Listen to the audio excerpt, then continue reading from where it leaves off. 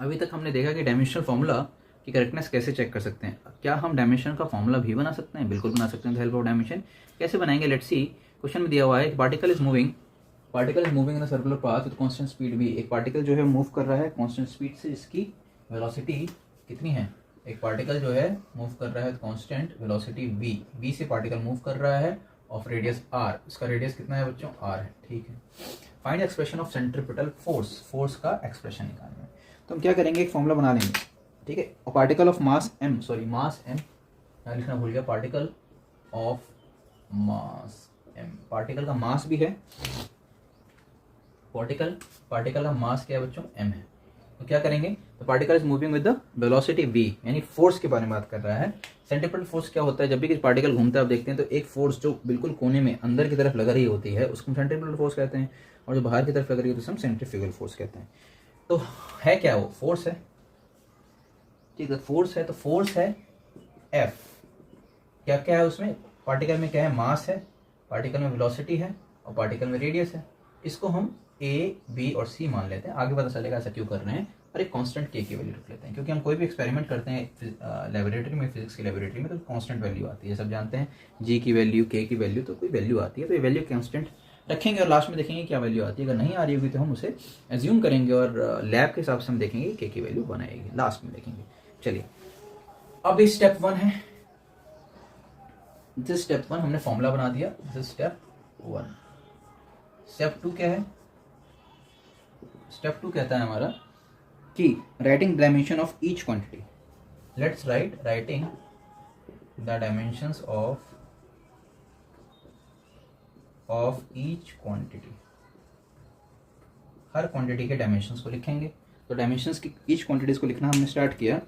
तो हम जानते हैं कि फोर्स का डायमेंशन क्या होता है बच्चों? mLt-2। ठीक है, k को भी छोड़ देंगे, k कांस्टेंट टर्म है, उसका डायमेंशन नहीं होता। m का डायमेंशन m ही होता है, उसकी पावर a। देन v क्या होता है? lt-1 की पावर b। r क्या है? लेंथ l हो गया, l की पावर c। ये लिख लिया हमने। ठीक है, अब सिंप्लीफाई करेंगे इसे। Simplifying we get mLt-2। अब सारे m को जोड़ देंगे। कोई और m है m के साथ? नहीं है, तो m के साथ केवल a होगा। अच्छा, l की पावर क्या है? b है, और यहाँ c है, तो l b और c जुड़ जाएगा, l b plus c। t, ये -1 के साथ b मल्टीप्लाई हो जाएगा, तो ये हो जाएगा -b। ठीक है, अब इक्वेट करेंगे, कंपैरिजन करेंगे। थर्ड स्टेप, स्टेप 3 इक्वेट करेंगे इसे। Equating and comparing. किसको इक्वेट करा? इस इक्वेशंस को, a, b और c की वैल्यू को हमने इक्वेट किया। कहां से? LHS एंड RHS को, LHS एंड RHS।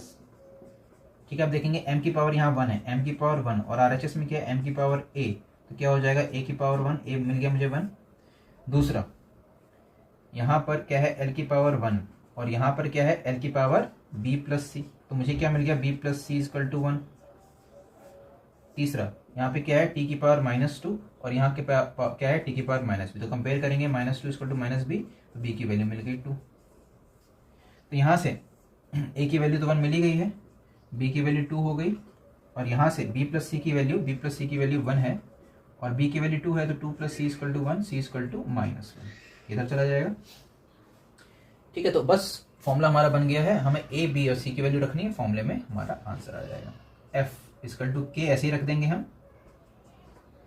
a की वैल्यू 1 है, b की वैल्यू 2 है, तो m की पावर a की वैल्यू 1, v में b की पावर 2, और c r c। अच्छा, आपको दिख नहीं रहा है,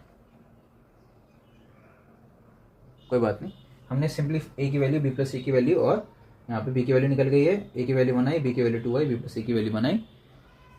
तो यहाँ से k, m की पावर 1 आई, तो 1 आ गया, b की पावर 2, b की वैल्यू 2 रख दी, और r क्या है? r की पावर -1 है, -1 को हम नीचे ले सकते हैं, तो ये हो गया हमारा F(k)m(v²/r)। तो सेंट्रीपिटल फोर्स का फॉर्मूला क्या बन गया? F(k)m(v²/r). यही होता है। और एक्सपेरिमेंट में जब हमने m, v और r की वैल्यू रखी, तो एक्सपेरिमेंट में k की वैल्यू 1 पता चली, तो हम लिख सकते हैं mv²/r।